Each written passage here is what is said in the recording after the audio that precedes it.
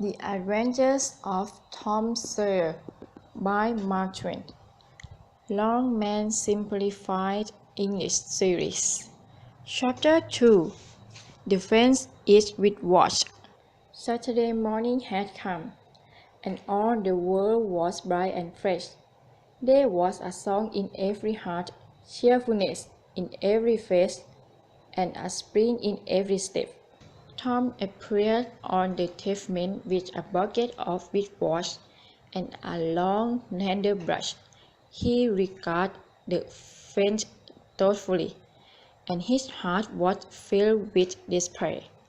30 years of faith 9 feet high. It seemed to him that life was worth living, and that existence was only a burden. Chiding, he dipped his brush into the bucket and passed it along the pavement board. Repeated the operation, did it again.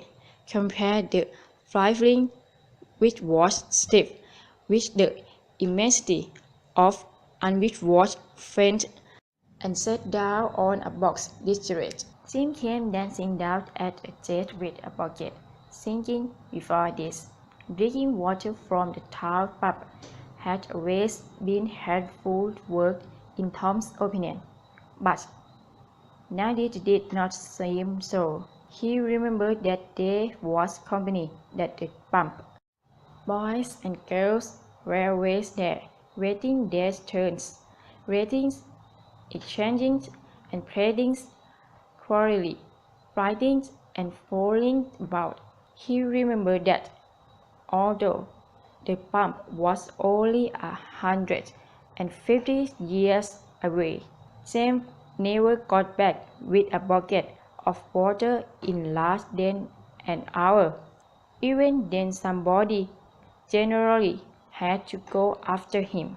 "I say, Jim," said Tom, "I feel the water if you whitewash a bit." Jim shook his head. "I can't, Mr. Tom. The mister told me not to stay fooling about with anyone." "Oh, never mind what she said, Jim. Give me the bucket. I want to be a minute."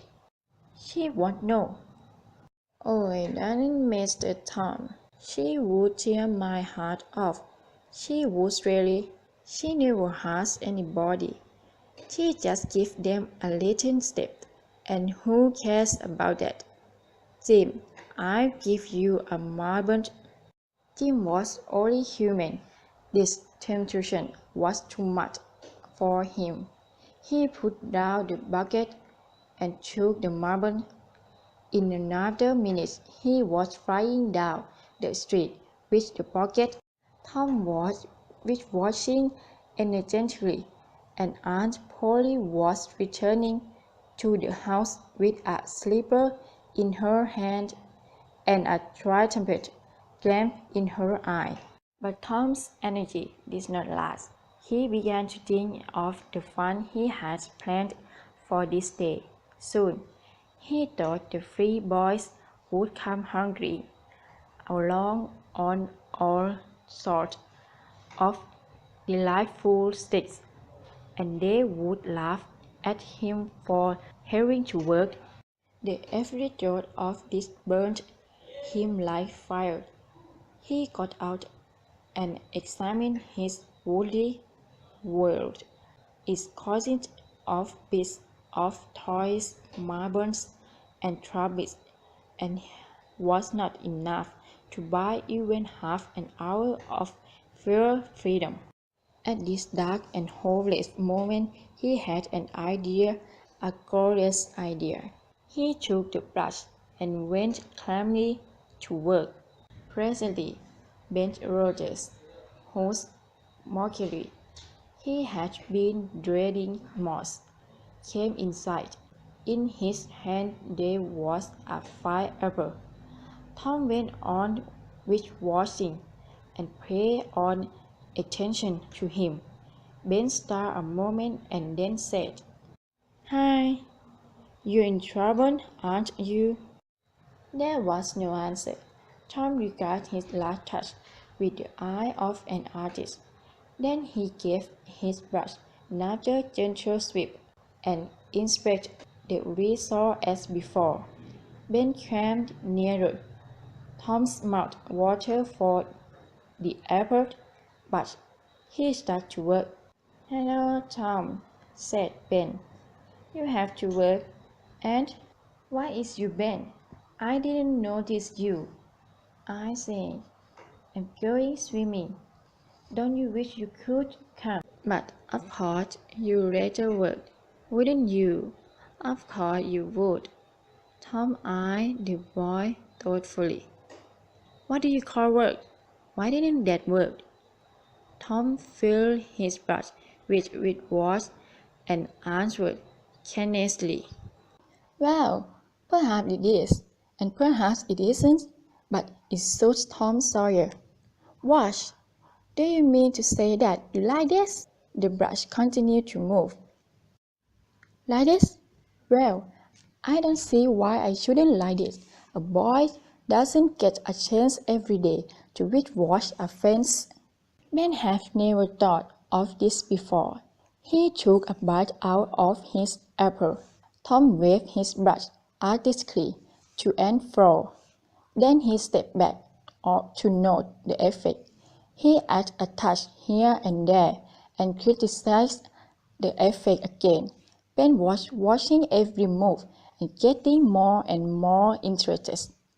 "I say, Tom, let me whitewash a bit," said Tom presently. Tom considered and was about to consent, but he changed his mind. "No, no, you see, Aunt polished every particular about this fence. It's facing the street, you know. If it was the black fence, I wouldn't mind, and she wouldn't. Yes, she's every particular about this fence. It must be done very carefully. I don't think there's a boy in 1,000, perhaps 2,000, who can do it in the way it has to be done." "Is that so? How interesting. Let me just try, only just a little. I'll let you, if you want me, Tom." "Ben, I'd like to, really, but Aunt Polly wouldn't like it. Tim wanted to do it, but she wouldn't let him. Sin wanted to do it, but she wouldn't let Sin. Now, don't you see that I'm responsible?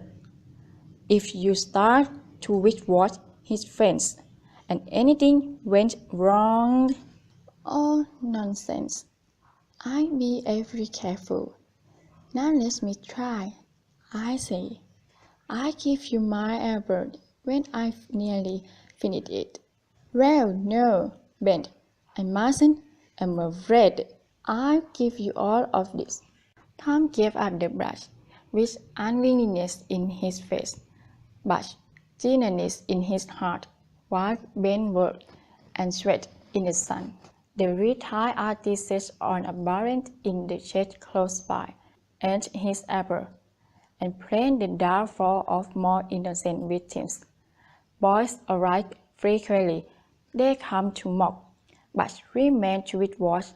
By the time Ben was tired out, Tom had promised the next chance to Billy Fisher for a kite in good repair. Was Billy retried? Johnny Miller bought his prey of a dead rat and a string to swing with it. Thus the work went on, hour after hour. By the middle of the afternoon, Tom was weary. He had, besides the things mentioned above, 12 marbles, a pair of spectacles without glasses, a piece of blue-bottom glass to throw, a key that would not unlock anything, a piece of chalk, a tin solder, 2 tiny frogs, a little cat with only one eye, a branch door handle, a dog collar, the handle of a knife, and an old window frame. He had had a nice, idle time and plenty of company, and the fence had 3 clothes of whitewash on it. If he had not run short of whitewash, he would have stripped every boy in the village of his products, possessions. Tom said to himself that life was worth living after all.